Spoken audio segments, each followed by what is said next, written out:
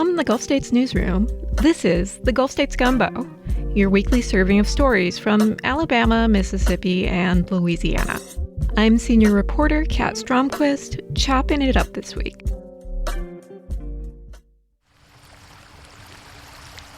When Hurricane Katrina devastated the Gulf South, the place hit hardest was Mississippi's coast. It didn't receive as much attention as New Orleans, though. 20 years later, the memories of what happened to Mississippi are being kept alive in Waveland, a small coastal town whose population was sliced roughly in half after Katrina. At their Ground Zero Museum, visitors can see photos, videos, and artifacts from residents all demonstrating the impact the hurricane had in 2005. There's one exhibit that isn't quite as eye-catching, and you have to really stop to take it all in. It's a stack of binders in the corner of one of the museum's rooms. In those binders are about 1,000 letters to Santa. Community engagement reporter Elise Gregg went through some of those letters and found one of the writers. In 2005, Linda Giesler was in 3rd grade. For Christmas, she wrote a letter to Santa for her whole family. So our family consists of Mom, Dad, Flor, Linda, Mariposa, our dog. She asked for a guitar and makeup, and her sister asked for a Dora the Explorer kitchen set. Her parents asked for a new home. It was their first Christmas after Hurricane Katrina destroyed their hometown of Waveland, Mississippi. Our Katrina experience was the whole house is gone, and everything inside is gone. We have to move to Florida to live, but we want to come back. Oof. Giesler wrote her letter as part of the Dear Santa letter program, which documented what folks in the area needed and shared those needs with volunteers across the country. She was one of about 1,000 letter writers from Mississippi's Gulf Coast. I just can't believe I wrote this as a kid, I literally said, the whole house is gone. Everything inside is gone. And I was like 9 or something. She had completely forgotten about that letter until she came with her mom and sister to Waveland's Ground Zero Hurricane Katrina Museum a few years ago. We saw the binders, and, there was several binders, thousands of pages. So something told me to pick this binder, and I flipped it to the exact page, and it was my letter that I wrote to Santa. Giesler and I talked about all this at the museum just across the hall from where the letters are kept. Claire Gray, the museum's assistant director, is the one in charge of all these letters. And Gray takes a lot of pride in the museum being the only permanent Hurricane Katrina museum, and the only one she knows of that displays these letters for the public. She wants them to be available outside of the museum, though. So she's going through these hundreds of letters to transcribe and digitize them. This is a key part of Mississippi history that is neglected a lot, and seeing these stories just from regular people in Mississippi talking very candidly about what they went through is very touching. Because it's not just kids who wrote these letters. Plenty of adults did, too. And the contents tell a really diverse story of what happened to Waveland in 2005. For some people, they told very short stories, sometimes just a couple words. There's ones that are even one word talking about their experience. And then some of them were several pages. We have one that's about 9 pages long full front to back pages. It's been a labor of love for Gray. She says that these letters are key to preserving a part of history that wasn't very well documented at the time. In her research, she found that most Katrina archives focus more on New Orleans and less on Mississippi's coast, which was actually hit the hardest. It's also been daunting, I would say, psychologically, emotionally, because, you have to read through page after page of just, I lost my mother, I lost my sister. With a grant from the Center for Digital Humanities, Gray hopes to also use mapping software to show the geographic history of Waveland's residents who wrote in, and even use text analysis to find common emotions across letters. You can see as many numbers as you want, but seeing, like we've mentioned before, someone saying, I lost my pets, my mommy cries every night, I lost everything and we don't know where to start. That's what really resonates with people. But in the aftermath of Katrina, the city didn't even have the paper for people to write those letters. 1,000 letters was unthinkable.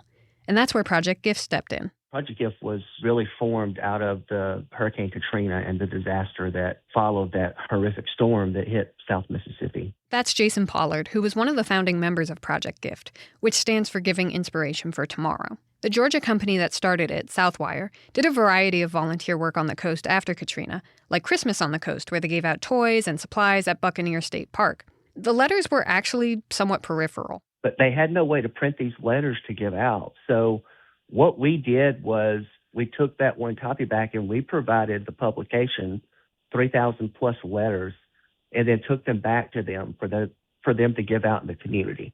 About a third of those letters were filled out, and those are all in the museum now. In the bigger picture, it seemed small when you thought about us bringing supplies and bringing help. The letters seemed small, but it seemed like something we could do.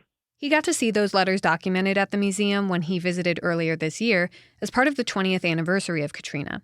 To have those letters there for people to read is a way to remember not just the hard parts of the storm and rebuilding. It was something that gave hope in a very difficult time when it probably felt like there was no hope. That will continue. It'll continue way beyond myself and the people that are at the museum because the story is built in, and the story will be told long after, we're either involved in giving back or I'm involved at Southwire. It'll be something that people will be able to talk about. The museum preserved it. That ensures long-term storytelling and interaction. It's a way to keep giving back to the folks on the coast. It was small at the time, but look at what it is today, to your point. These were kids, and now they're young adults.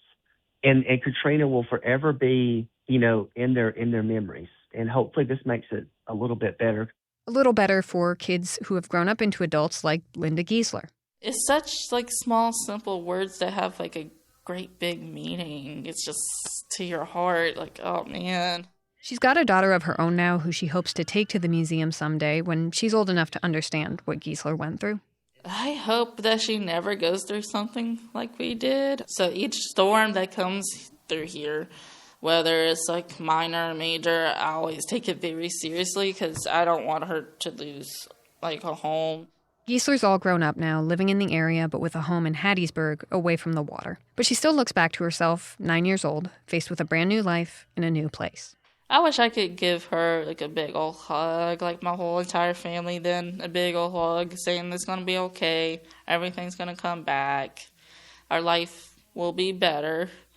And it really has. Even though my dad is not here, I know he's looking over us and he's really proud. We have a house now. That's what he always dreamed of. And now he has a granddaughter. And even though Waveland got overlooked in many ways right after Katrina, she hopes that now people can see and remember the resilience of folks on the Gulf Coast. For the Gulf States Newsroom, I'm Elise Gregg.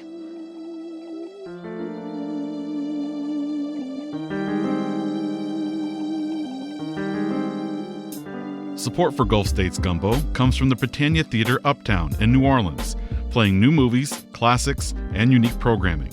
Celebrate the holidays at the Britannia and don't miss monthly 35 and 70 millimeter screenings.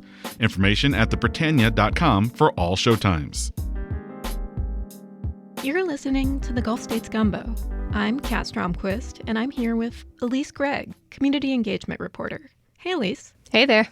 So, I've actually been to this museum, but it's been a while.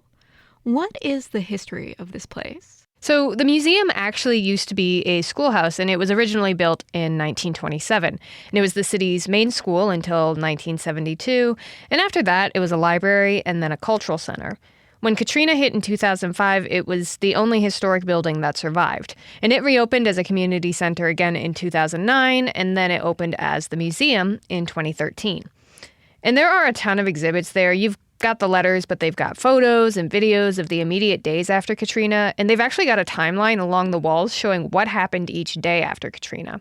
And on the walls, they've also got a water line from the flooding showing how high the flooding got, and it was well over my head. You probably would have needed to stand me on my own shoulders at certain points to even get close to reaching it, and I'm 5'4" for reference. And they've got a lot of other stuff, too. Photos of city officials in tents trying to figure out their next steps. They've got quilts made out of fabric that survived Katrina, and even handmade dresses from a local Mardi Gras crew that are just there at the museum.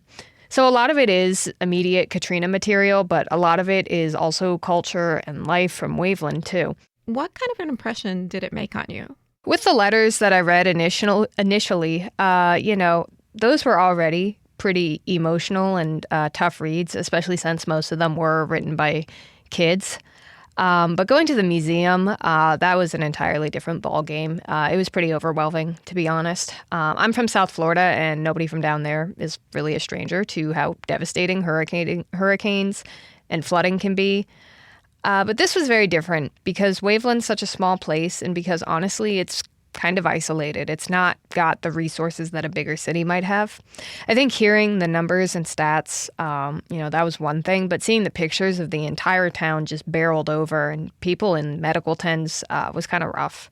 I think the one picture that really got me was of a woman holding another picture of her mom who was missing. And you just see like all this debris and wreckage in the background. And then this woman who she just looks like she's trying to keep it together just for this picture.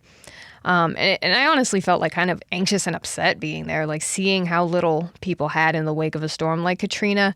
But talking to the people who worked there who had lived through the storm, that was honestly kind of the opposite feeling. They had a lot of grit to them, but also a lot of levity looking back at how they dealt with all the problems they had. One lady who worked for the county commission at the time, she was telling me about trying to use computers when, you've got everything all flooded and water everywhere.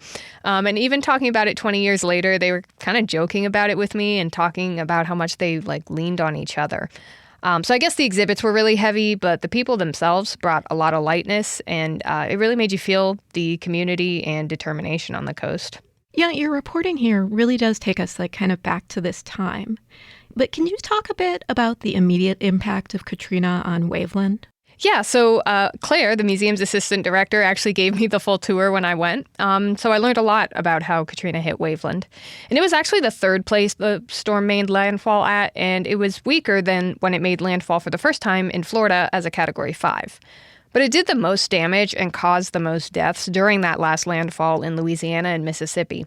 Waveland lost 25 people to the storm, and the county it's in, Hancock, lost 57 people total. Because of the damage to Waveland, though, its population was sliced in half. There were about 8,000 people living there before Katrina, and right after the storm, it was only about 4,000. And most of the homes were destroyed, so you had people like the Gieslers who had to leave, and then a lot of people who were living in FEMA trailers. And out of the 6 letters I looked at for this story, only 2 families were still living in Waveland. 2 others were still in Mississippi, and then the other 2, including the Gieslers, were in different states entirely. That's interesting. Why were you out there exploring? So I did go down specifically to go to the museum and talk to folks there, but Michelin also just released its American Guide to the South and highlighted some restaurants on Mississippi's coast. So I also got in some interviews with the owner of Siren Social Club in Gulfport and White Pillars in Biloxi, as well as the owner of Vestige in Ocean Springs. Okay, this is like my dream assignment. Tell me about what you ate. So unfortunately, it was a little bit of a mad dash while I was doing those interviews, and I'd love to eat at those spots when I've got some time to really sit down and enjoy the fine dining. But I did have dinner on the coast at Snapper's Seafood, which was probably the right atmosphere for a packed day of reporting. And honestly, it felt very much like home. My favorite restaurant plans in South Florida would always be on the beach, especially Hollywood Beach, where you're eating right next to the water. And Snapper's was right on the water, which means I got an excellent ocean breeze along with a fried alligator po' boy that had a fabulous remoulade to go with it. And I had not had alligator in forever, so I was a very happy camper. That's amazing. Thanks so much for talking with me. Thanks for having me on. This week's show is cooked up by the Gulf States Newsroom team. Our theme music is by DJ Supreme. Special thanks to our partner stations, WBHM, Mississippi Public Broadcasting, WWNO, and WRKF. You can find us in your podcast feeds every Friday. Look us up and be sure to subscribe. Again, I'm your host, Kat Stromquist. Thanks for listening, and don't forget to stir your root.